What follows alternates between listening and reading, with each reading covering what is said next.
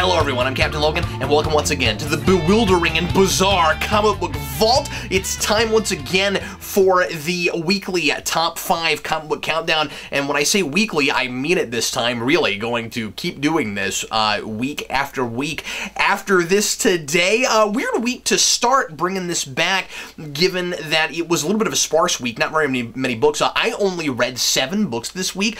Usually I read upwards of 15, 20, really kind of sparse week. Not a lot going on this week, so my top 5 will be my best books out of 7. So take at least the bottom 2 with a little bit of a grain of salt. Not that they're bad or anything, but if this had been a bigger week, at least the top or the bottom 2 might not have actually been in my top 5 this week. But anyway, I want to say thanks as always to Elite Comics in Overland Park, Kansas, for helping me out with the show. If you are ever in the Kansas City area, be sure to check out Elite Comics. They are absolutely fantastic. I also want to quickly plug the Geekvolution Radio Hour every week on Krypton Radio on Thursday nights at 7 p.m. Central Time. That's 8 o'clock Eastern. We've been doing this for the last 3 weeks now. It's been really successful. It's been great. We've had a lot of viewers, or a lot of listeners rather. It's on the radio, and we want to thank everybody who has been watching us so far. I want to plug Krypton Radio because they're doing something a couple hours after us that I think is really cool. I wanted to let everybody know about it. 1 full hour every Thursday night at 10 o'clock Central Time. That's 3 o'clock, or I'm sorry, that's 3 hours after our show airs of nothing but Batman music. That's right, it's called Gotham Nights. It's a full hour of nothing but Batman music. It's really cool. Tell your friends. And now it's time for the top 5 countdown. Let's get started right now. Number 5. Believe it or not, it is Batman Eternal number 35, and I know some people are going, what, Batman Eternal? That book has been absolutely awful. This book has apparently been so bad for some folks that Superhero Enthusiast and Steve Baxi, they were doing a weekly show, a regular show on it every time it came out, and they've quit it. They can't even deal with it anymore. I really like this issue, and I will admit that I have missed a few of these here and there, but I have read the last few weeks, and I think the book has really picked up. This is by James Tynion IV, and art by Fernando Blanco. One of the things I really like about this issue is just, it's really quite thrilling, really dynamic action. I'm impressed with some of the panel layouts, especially toward the end. There's this really cool panel where the Batmobile goes through a building, and it's a full-page spread, but you get several panels of what's going on in the cockpit and between Batman and the folks at Gotham Police Department in the middle of the building. And I really like creative panel layouts like that. It's the kind of stuff that you could only do in comic books, and I'm always really impressed when I see things like that. But anyway, what's going on here is Hush has been captured finally. That happened last issue, and we still have his plans being continued on by Bard, and the big mystery is, what is in it for Bard? What really is his background that has corrupted him and made him go so off the rails with what he's been doing this whole time with Hush? And he has an ulterior motive. We don't know everything about it yet. It has the potential to be really interesting, but it also has the potential of being really kind of contrived. We'll see where it goes. There's apparently something in his background where he really hates Batman-like vigilantes. There's apparently somebody from his hometown of Detroit who is like the Batman of Detroit. I'm kind of wondering if there might be some kind of Batman Incorporated thing going on here. Maybe it was somebody that Bruce Wayne actually brought into the Bat family, and he did some really awful things, and that's why Bard blames Batman. The problem for me so far is that it's being kind of played up a little bit like he just hates people like Batman, and so he's going after Batman even though it's not really personal. He keeps saying it's personal, but the person he really hates isn't Batman, but rather people that Batman has created. That could be interesting too, if it's actually because he thinks Batman created them. Right now, though, it looks a little bit too much like Batman just kind of reminds him of these people. We'll see where that ends up going. But I thought this was a really dense issue. I really like how Batman is kind of put in this position where he really doesn't know what to do. That's an unusual place to put him. He kind of goes into Bard's trap on purpose and thinks he can handle himself, and then ends up being put in a really compromising situation. The dialogue in this is better than it has been in a lot of places. I don't know, overall, liked this a lot more than I have. Not the most resounding praise I know, but anyway, for this week, for kind of a more sparse week, yeah, Batman Eternal, 35. Number 4. The X-Files, number 19. I really liked this issue because I feel like I know what's going on for the most part. That's one of the big reasons I'm picking this, but I really like all of the stuff that's being added to the background and mythology here. X-Files is really convoluted. It's always going to be convoluted. There's a lot of steering into the skid that's going on with X-Files Season 10, where it's like, let's not try and make any of the stuff that nobody was real sure about make sense. Let's just, like, keep adding to that and tell these kinds of stories. There's a part of me that feels like maybe there has been too much mythology in Season 10, like a lot more than you would have gotten in a normal season, but I'm really digging this one so far. There's a lot of really interesting background stuff with the Smoking Man. There's this drug that is making people hallucinate and think that there are aliens there, and there's kind of a big question as to whether or not people that are on this drug are really seeing aliens, or if it is maybe even an alien-derived compound, and what exactly is happening with that. I really like the big kind of strange WTF moment on the last page.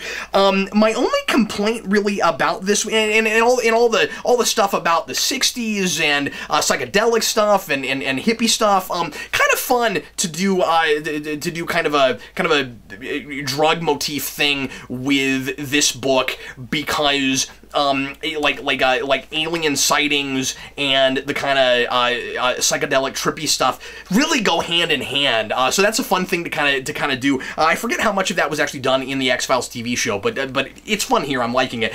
The only complaint I really have is I'm not real sure about the art. It goes along, I guess, kind of okay with the psychedelic thing, because it is kind of wacky and strange and really exaggerated, but I'm not on drugs when I'm reading it, and most of the issue is not from the perspective of somebody who is tripping out, so I'm not real sure that we need it to look as much like Mad Magazine or something. This whole issue really reminds me a little bit too much of political cartoons, and that makes it kind of hard to take some of it seriously. But anyway, overall, this is a really, really solid issue. Number 3. The somewhat highly anticipated Secret Six #1 by Gail Simone with art by Ken Lashley. So this is a brand new reinterpretation of Secret Six 452, introducing these characters. I want to say most of them for the very first time. So Catman is thrown into this bizarre secret prison with 6 other people. There are 7, and presumably one of them is going to get killed off to create the Secret Six. It's a very simple setup and simple premise. The idea is, and I've not read Secret Six before, so this may have been somewhat of the premise of other Secret Six. I did not do any research before this because I was interested to see if I would be drawn in by this new version of it. And anyway, I would be really interested to see what Eric thinks of this, because it's not the same team entirely, and tonally it seems a little different from at least what Eric has described to me of Secret Six. So anyway, I'm going in this with a completely fresh pair of eyes, and but anyway, so the idea is that there's this weird secret organization that it's a complete mystery. We don't really know who they are yet, and they pick up these mostly superpowered people with some really interesting powers. Like, one of them is this woman named Porcelain, who can touch solid objects and turn them brittle. There's some cool powers, and then one is like really mysterious. She just says, "I can do anything," and then she kind of blasts someone, and you wonder just how true that is and what exactly her power set is. And they have to figure out the mystery of what is the secret, and that's that's the cover. What is the secret? And they only have like a few minutes to figure out what that even means, much less solve that really cryptic, really broad puzzle. And at the end of the issue, they have 2 minutes left, and one of them is going to die, and then they're going to decide which one of them it is that dies. This is a really good setup. It is mostly a setup thing, and I found it kind of compelling. I wanted to continue reading and see what happens. It's very much kind of a sadistic mind freak. Let's mess with these people and in order to control them and force them to do what we want them to. And it's distinctively a different thing from Suicide Squad, which I appreciate. It is a very adult kind of comic. Certainly, it's not exactly my bag personally, but I think that for what it is, for the kind of story that it is, it's Gail Simone at her best, most certainly. The art is really interesting, and I think pretty distinct and unique. It's pretty pencily, and I like what's done with the colors. It's kind of not abstract, but sort of surreal. Number 2.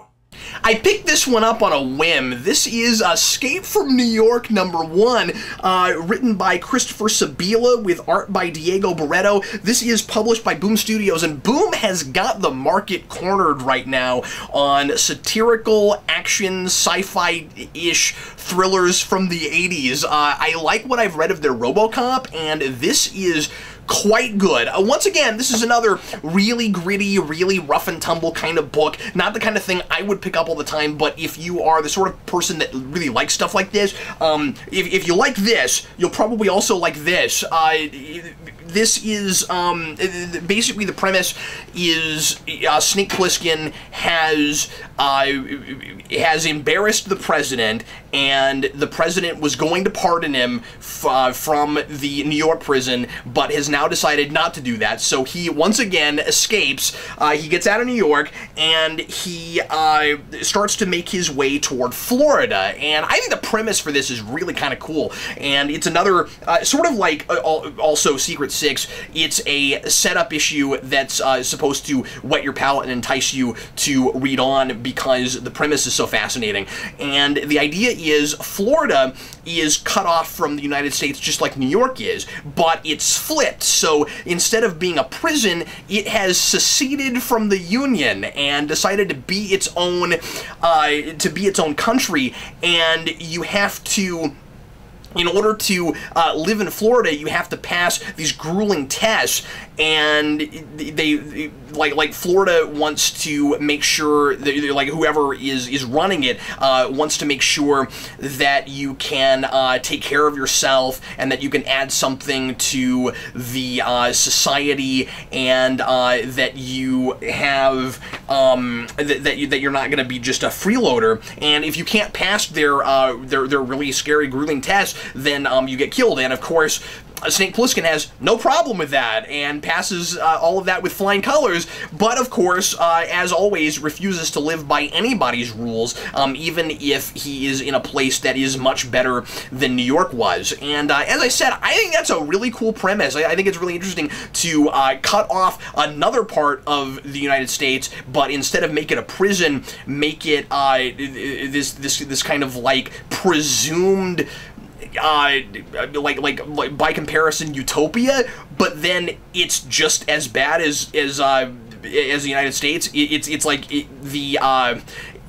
the opposite extreme, where a lot of the United States is just simply in complete chaos, and this is a police state. So which is better? I like this a lot. It's the exact same kind of satire, and I think that Snake Plissken is characterized just like he was in that film. I'm not a huge fan of Escape from New York, but I really enjoyed this, and I think I would definitely recommend it for anybody who's into, especially wacky 80s movies, but also people that really like that kind of social commentary about violence and about where our country might be headed and that kind of thing.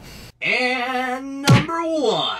Angela, Asgard's Assassin #1. This is written by Kieran Gillen with art by Phil Jimenez.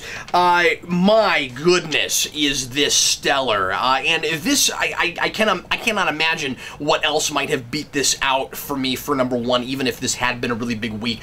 This is stellar. This is magnificent.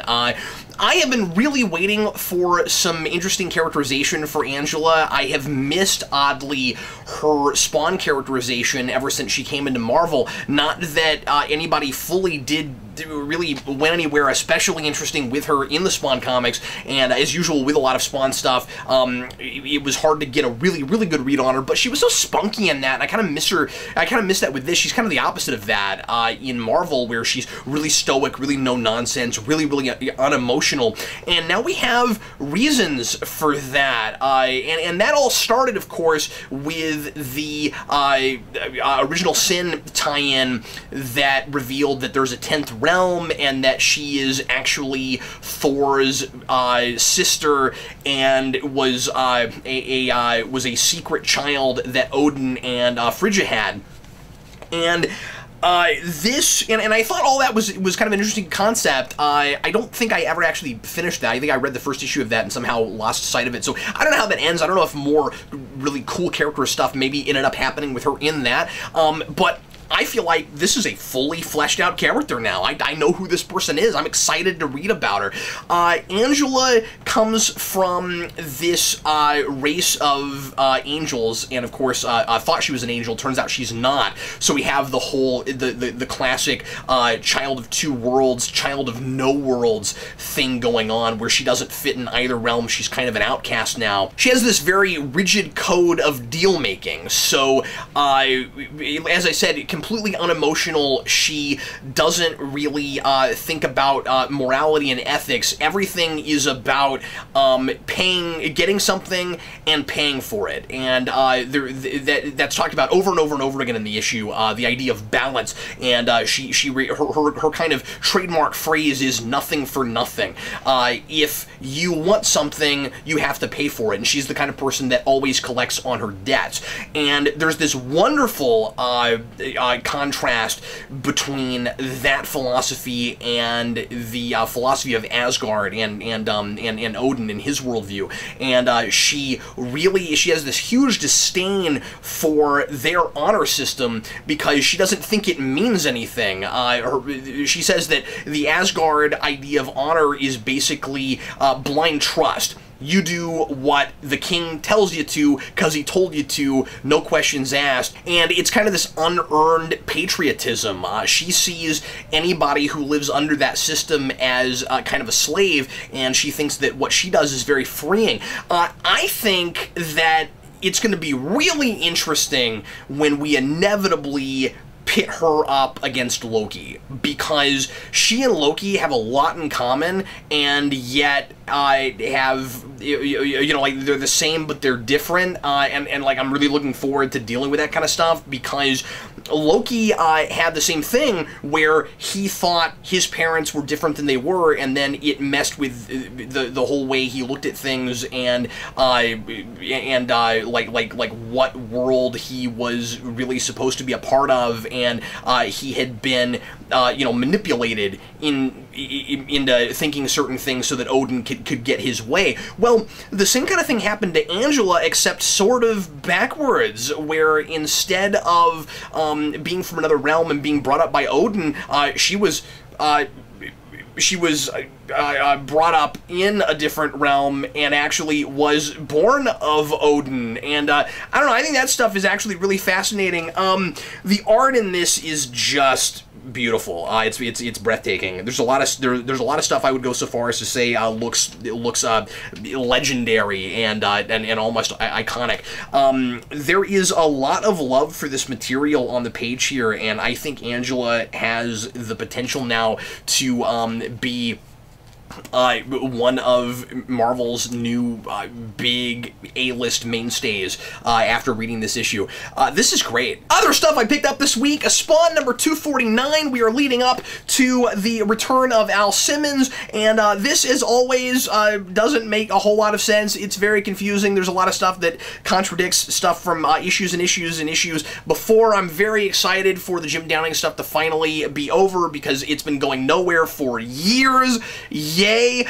There's, as always, some pretty good art from Simon Kurdansky in this, but more or less, this is simply a stepping stone to get us back to the return of Al Simmons and to see the new creative team on this book. Brian Wood taking over Spawn. Really interested to see what ends up happening with that, and if he can make any sense out of the nonsense. Really looking forward to 250. We'll see what it's like. Another giant milestone that I'm sure is going to be like a you know, $5 crazy mega issue. And the only other thing I picked up this week was Flash Season 0, number 3. I did not know that this was happening, or that this had already come out. I'd heard there was a Season 0 thing, so I just kind of read this on a whim, and because it's a number 3, it kind of is right in the middle of some events, but weirdly, having not read the other 2 issues, I kind of feel like I could have picked this up, you could have put a number 1 on it, and I would have believed you, because it just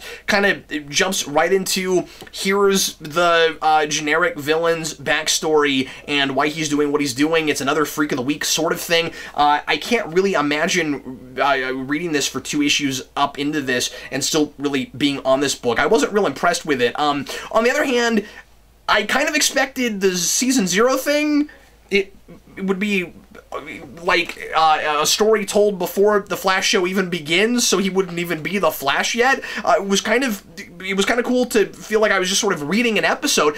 This is what the Arrow book, I think, ought to have been, where instead of filling in random gaps that really didn't fill in anything and wasn't all that helpful, at least with the sampling that I had of it, we do kind of what some of the Smallville comics did early on when that show was on, which is simply tell more stories like those shows and just do some kind of fun standalone stories. I don't know why this is called Season 0. It seems like now with TV shows, if we put the word season on it and we make it an ongoing thing, we think that we can get more people to read it because it seems more official or something. I'm sure that means it's canon, or supposed to be, you know, kind of allegedly canon. Anyway, it's not bad, certainly. I like that it's just an adventure in this world, but definitely nothing special. Anyway, that is all I've got for you today. Thanks as always for watching. Sure appreciate it.